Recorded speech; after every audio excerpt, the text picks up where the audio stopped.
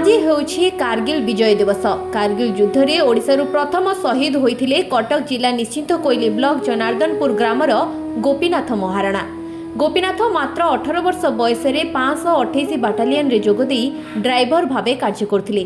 कारगिल युद्ध समय रे अस्त्र शस्त्र और गोला बारूद नहीं जाउथबा बेले 1999 मसीहा मे मास 19 तारिख रे शत्रु पक्षर गुली रे मात्र 23 वर्ष बयस रे से शहीद होई जाइथिले। इतिमध्य कारगिल युद्ध को बीती सारी 26 वर्ष। प्रथम शहीद होइतिबा गोपीनाथन को झुरुछि जन्ममाटी। पिता जदुमणि महाराणांकर परलोक होई जाइतिबा बेले वृद्धा माता झुमुरी महाराणा पुअर प्रतिमूर्ति निकट रे अतीत को मन पकाई गुमुरी गुमुरी कांदुछंती। आज भी तांकर जन्ममाटी शहीद गोपीनाथंक देशमातृका पाई देइथिबा बलिदान रो स्मृति को उजागर करुछि। जुलाई 26 तारिख को सारा भारत वर्ष कारगिल विजय दिवस भावे पालन करुछि। आम पई सौभाग्य भी आम पई भी दुर्भाग्य भी जे एई माटीर लड़ुआ पुओ शहीद गोपीनाथ महाराणा जी कि से विदेशी मानकर आक्रमण को प्रतिहित करिया पई निजर जीवन को प्राण बलि देइथिले। से आम अंचल पई जेमती गर्व होई रहिचंती, महान होई रहिचंती एवं अमर भी होई रहिचंती।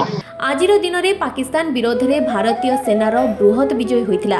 एथिपाई प्रत्येक भारतीय आजिर दिवस रे गर्वर सह भारत मातार जयगान करुछंती।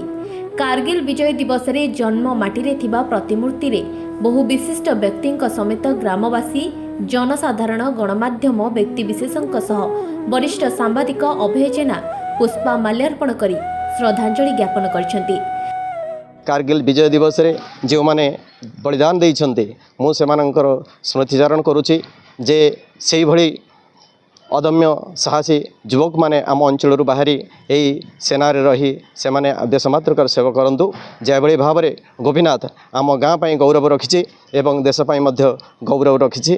तार अनेक गुण रही से विभिन्न समय रे गाँ पई अनेक किछि करिछि। जाहे यही विजय दिवस रे तार स्मृतिचारण करी आम माने धन्य मन करुछु। कटक अभय जेना रिपोर्ट freedospeak.in।